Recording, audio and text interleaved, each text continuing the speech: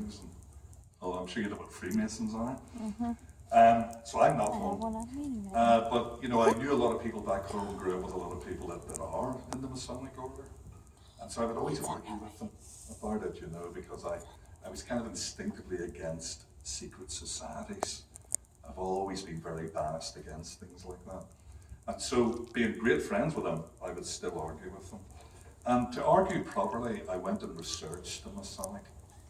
And I discovered that, amongst other things, you're supposed to believe in this great architect of the universe, a figure that they make a kind of they join together three figures. Yahweh, the God of the Old Testament, if you like. They join it with Baal and Osiris, two false gods, if you like, if you're going from a Christian point of view. And it becomes this term, Yabulon. They abbreviated to that, Yabulon. And that's who you're meant to, amongst other things, give your allegiance to. And then I discovered that if you betray the secrets in some serious way, you're meant to have your tongue removed and buried 120 cubits from the shoreline on a beach. And I thought, that's pretty rough treatment, Even in Belfast, that would be pretty rough. And so those things started to go around in my head, this idea of Yabulon and the idea of having your tongue cut out. And so this poem, which is kind of a strange poem, came to me. It's probably about the fourth poem, serious poem I ever wrote, to be honest. It's second in this book, and it is the title poem, as I said. And it's surreal, it's kind of surreal. But I'm imagining a young guy digging up some bait, as we call it back home, B-A-I-T, some bait on the beach. And you'll see what happens in the poem. The Mason's tongue. Although a likeable, charitable soul, he had a less than secret tongue. So it was removed and entombed a ritual distance from the shore, sealed down in the packed sand. When a young man dug it up, out toiling for some bait, it dropped from the wet spade onto the cool slab of strand and lay like a gnawed curl of meat. The young man cupped it in his hands to get a closer look, when, stirring on his palms and with a strangely mournful note, it suddenly began to speak. Go tell all the brethren, there is no rest where I have gone. No answer comes from Yabulon. Bewildered and seized with sudden dread, he let the tongue flop to the sand, then scooped it back up with his spade and flung it out across the waves. Yet, though hushed upon the ocean bed, the tongue's words lapped about his head. Go tell all the brethren, there is no rest where I have gone. No answer comes from Yabulon. Now that wee poem, I used it as the title of this book because,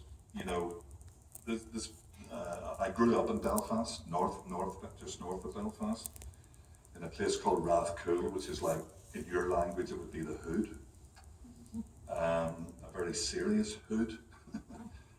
And the troubles back home in Northern Ireland would have started when I was 10 years of age.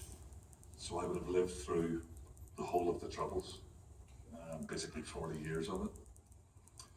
And up until 10 years of age, I was a curly-headed, lovely little boy who loved everybody, living in this big hood.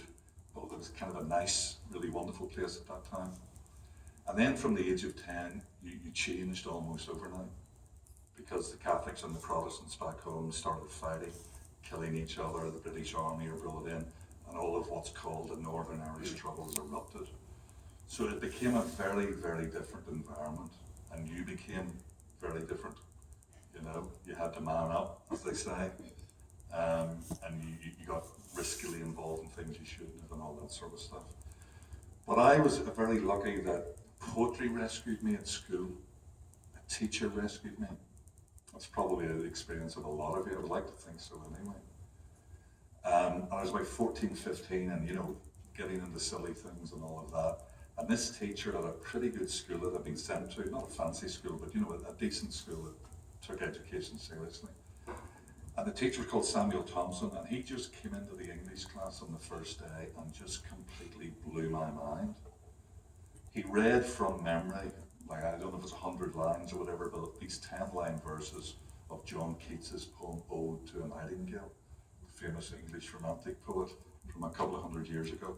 And he just did it, he did it from memory, clearly, with passion, really loving what he was saying. And I didn't understand a word of it hardly.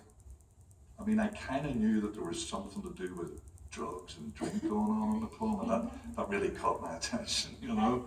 And there was stuff about death and all of that. And so we were living in that deadly environment and, hiding and teenage drinking and all the rest of it. So there was something that kind of got me, but it was the rhythm of the thing and the way this teacher delivered it and the passion that he delivered it with. And from that moment on, I knew I'm hooked on poetry. I didn't know that's really what it was, poetry. Didn't know what a poem was really. But I knew whatever that was, I want more of that. Whatever that is, I gotta suss that out. But I'll come back to, I actually wrote a poem about that experience, which I'll read in a second, but I'm telling you this background because a poem like The Mason's Tongue, on one level it's a surreal thing, just interested in reading on the Masonic and arguing with your friends or whatever. But on another level, it's a very political poem for me, because I learned through education that I was brought up Scots-Irish Protestant. I learned through education that I shouldn't hate Catholics just because they're not Scots-Irish Protestants.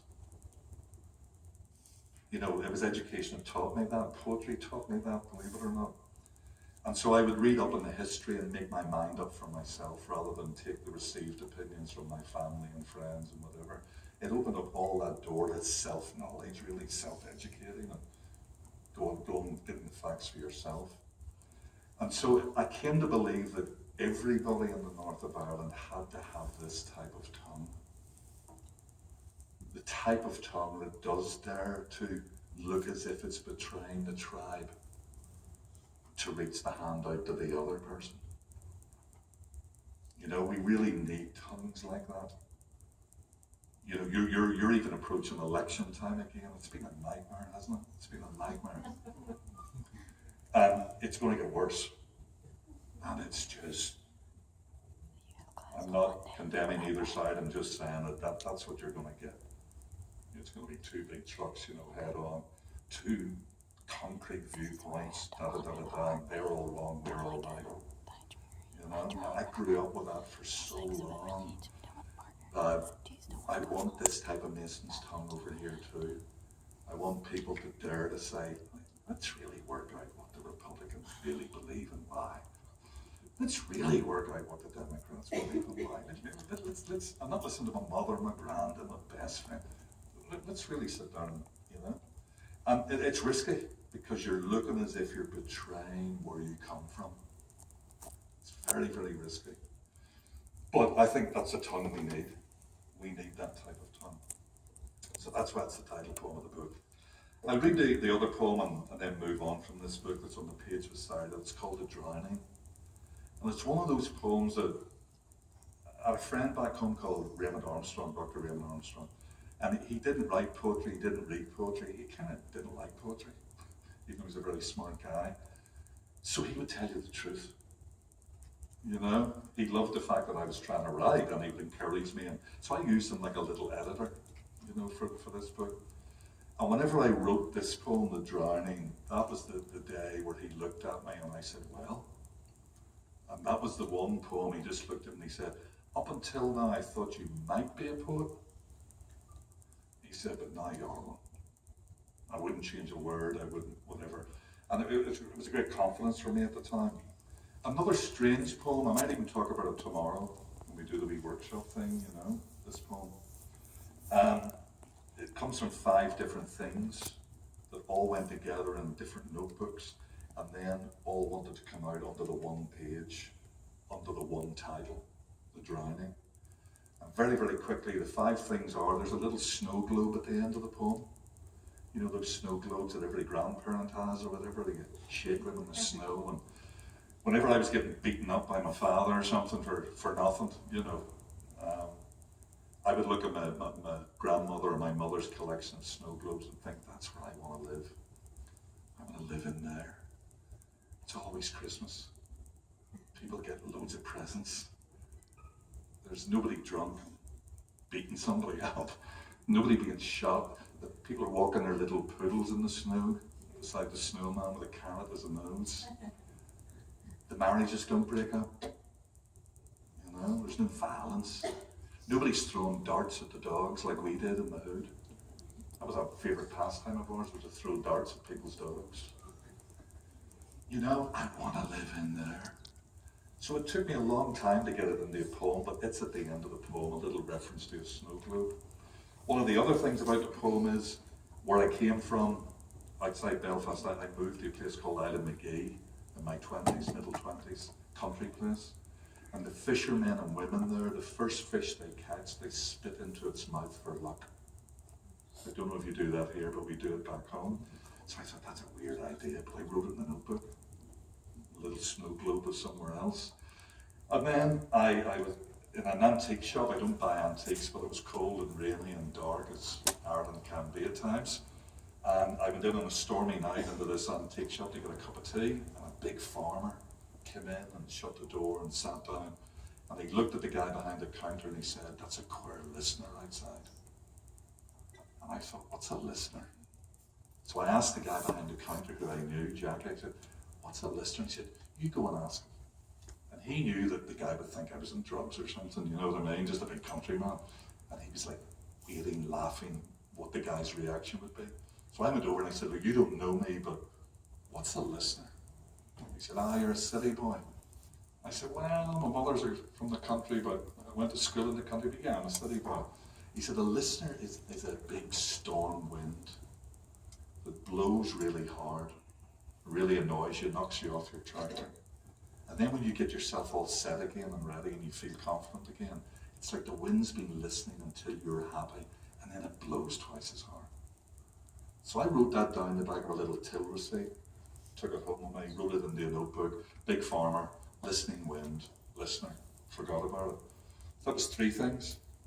The 4th thing that made the poem was, I was living at that time beside an elderly man called Billy Montgomery, who became a great hero of mine. I've written a lot of poems about him. And I used to help him gut fish, because his hands were all gnarled from working in the shipyard his whole life. His father actually worked on the Titanic. And I would go in and gut fish, and an artist friend of mine, Ross Wilson, came in one day with me, and he didn't want to gut the fish, but he took a big fish on a tea towel, and he brought it into the living room, and he said to Billy, I wonder what those fish's eyes have seen. Wonder what those fish's eyes have seen. And I thought, boy, I'm playing with the eyes, and swinging the fish like, hey, this is like swinging a cat, and that sort of thing.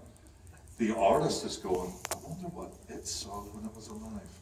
So I wrote that down in a little notebook and forgot about it. And the other thing that made the poem, the 5th and last thing, was somebody said to me, if you're going to write a poem about a drowning, there's an old superstition that your life flashes before your eyes as you're drowning. And I said, well, if you had a good life, that would be okay. If it was a bad life, well, that's a horrible way to go. But I wrote it down in the notebook, the old superstition, forgot about that. But looking through my notebook one particular day, I guess I was shuffling a deck of cards, and they all kind of come out. You're dealt this hand. And I just saw the connection, the sea connection between these things. The listening wind, the fish's mouth, the little snowstorm with the water and the snow, and memory and all of that.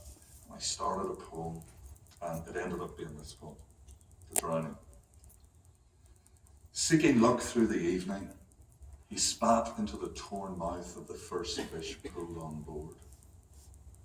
Fish's eyes have seen strange things, he murmured, the uneasy burden of a prophetic word. With darkness came a listening wind, the sea made mouths at us all night. Not until the break of light did he come in, off Heddle's port, pockets inside out, mouth full of the ocean spit. Suppose what they say is true. We sink beneath the sea, lost in the flood of memory.